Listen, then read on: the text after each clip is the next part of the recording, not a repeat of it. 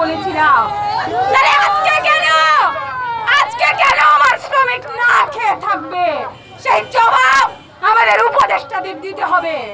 বন্ধুগণ, আমরা এই শ্রমিকদের আশ্বস্ত করে বলতে চাই, আমরা আপনাদের সাথে আছি যতদিন পর্যন্ত এনটিসি শ্রমিকদের বকেয়া মজুরি পরিশোধ করা না হবে এবং বাংলাদেশের যতগুলো চা বাগানে বকেয়া মজুরি এখনো পর্যন্ত বকেয়া আছে সেগুলো পরিশোধ করা না হবে, ততদিন পর্যন্ত ছাত্ররা এই শ্রমিকদের পাশে থাকবে।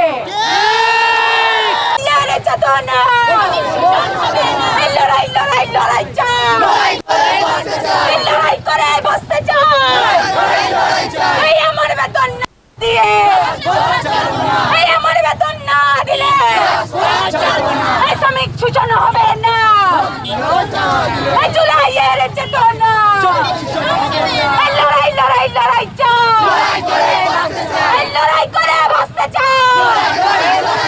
এই সংগ্রামে আমরা পাশে আছি। সেই জুলাইয়ের অভ্যুত্থানের চেতনায় আমরা বলতে চাই, আমরা একটি শোষণ বৈষম্যহীন রাষ্ট্র চেয়েছিলাম। সেই শোষণ বৈষম্যহীন রাষ্ট্রে আমাদের শ্রমিকেরা না খেয়ে থাকতে পারে না।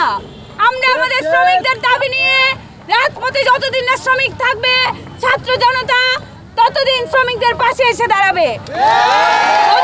বাংলাদেশ সরকার, তৎকালীন সরকারও আপনারা দেখবেন বলছে যে চা মন্ত্রণালয় চা শিল্প লোকসানের মধ্য দিয়ে আছে। লোকসান দেখিয়ে পাটকলের মতো করে আমাদের চা শিল্পকে ধ্বংস করে দেওয়ার যে পায়তারা শুরু করেছে, আমরা বলতে চাই অবিলম্বে সেটা সরকার চাইলেই ঠিক করতে পারে।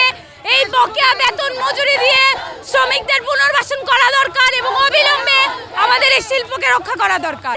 এনটিসির যে ফাঁড়ি বাগান সহ 18টা বাগান আছে, সেই বাগানের কর্মকর্তা কর্মচারী সমস্ত কিছু সরকার নিয়োগ করে থাকেন। আমরা সরকারকেই, অন্তর্বর্তীকালীন সরকারকেই আহ্বান করছি যে যে চেতনা নিয়ে তারা ক্ষমতায় বসেছেন, একটা শোষণহীন বৈষম্যহীন সমাজ, অবিলম্বে চা শ্রমিকদের মজুরি দেওয়ার মধ্য দিয়ে তারা সেটা সম্পূর্ণ করবেন। আজকে এই এনটিসির চা বাগানে দীর্ঘ 7 সপ্তাহ ধরে যে মজুরি বন্ধ, সেই মজুরির দাবিতে আমরা একসাথে হয়েছি। বন্ধুগণ, এই জুলাই অভ্যুত্থান আমাদেরকে শিখিয়েছে কিভাবে শ্রমিক ছাত্র এক হয়ে রাস্তায় দাঁড়িয়ে স্বৈরাচার ফ্যাসিবাদকে হটানো যায়।